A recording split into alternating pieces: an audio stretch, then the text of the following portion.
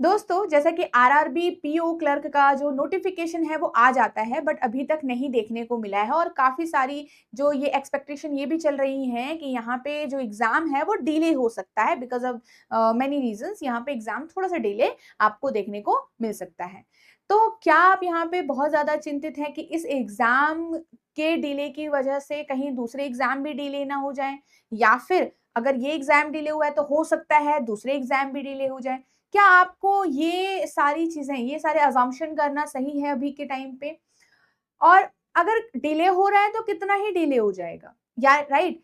अब यहाँ पे आपका एक टास्क ये है कि एग्ज़ाम आपका आरआरबी का हो जाएगा। अगर आप इसको टारगेट कर रहे थे, इट वाज़ योर फर्स्ट मतलब आपको इस एग्ज़ाम को देना था, यहाँ पे सिलेक्शन लेना था, राइट? हो सकता है येस आपको 1-2 महीने का यहाँ पे डिले देखने को मिले एग्जाम के डेट के अंदर, एग्जाम के अंदर, बट यस अब हम यहाँ पे कुछ नहीं कर सकते। आपके पास एक ही काम है कि आपको प्रिपरेशन करनी है। यस आप 1 घंटा कम कर लीजिए अपने प्रिपरेशन का, पर आपको ये तो मतलब एग्जाम तक प्रिपेयर तो रहना पड़ेगा ना अपॉर्चुनिटी के लिए। पता चला प्रीलिम्स तो आपका हो गया जैसे-जैसे क्लियर, पर मेंस के लिए आपको टाइम ही नहीं मिला पढ़ने का, क्योंकि पहले तो आप पढ़ ही नहीं रहे थे और बीच में जो समय मिला उसमें आपने अच्छे से तैयारी नहीं करी। अब आप बाद में तो यही सोचेंगे ना कि जो ये समय था मैंने क्यों गँवाया? लास्ट में जाके तो इंसान फिर रिग्रेट करता ही है। तो रिग्रेट क्यों करना? रिग्रेट करने से अच्छा है कि अभी आप इस समय को यूज़ करें। क्या आपको इस समय पे यू करना चाहिए वो देखिए। एग्जाम में आप जिस सिलेबस को पढ़ते हो वो दूसरे एग्जाम्स में भी काम आता है, ये आपको पता है, राइट? एक ना एक सिलेक्शन में आपको मतलब फाइनल सिलेक्शन आपको लेना है, सेम सिलेबस है, सेम चीजें हैं, पैटर्न ऑलमोस्ट सेम है, उसको पढ़िए।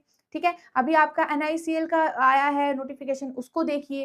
ठीक है, डिफरेंट डिफरेंट नोटिफिकेशन का ही समय चल रहा है अब ये, और यहाँ पे आपको देखने को भी मिलेंगी। तो बेहतर यही है कि तैयार रहिए भाई अब आप अपॉर्चुनिटीज के लिए। ठीक है, और मॉक टेस्ट देते रहिए, इम्प्रूव करते रहिए। देखिए, जितना भी समय आपको प्रिपरेशन के लिए मिल रहा है वो कम ही होता है, और इस समय का अच्छे से उपयोग आपको करना है, अच्छे से यूज़ आपको करना है, सो दैट आप जब पेपर दे रहे हैं, आप कॉन्फिडेंट फील करो। आप कहीं से भी रिग्रेट में ना हो रहो कि मैंने इतना पढ़ लिया होता तो क्या होता? मेरा सिलेबस आधा रह गया, मेरे मॉक टेस्ट मैंने नहीं ढंग से नहीं दिए, मेरे मार्क्स ही नहीं बढ़े आपने पेपर के अंदर। तो पढ़िए अच्छे से, ठीक है?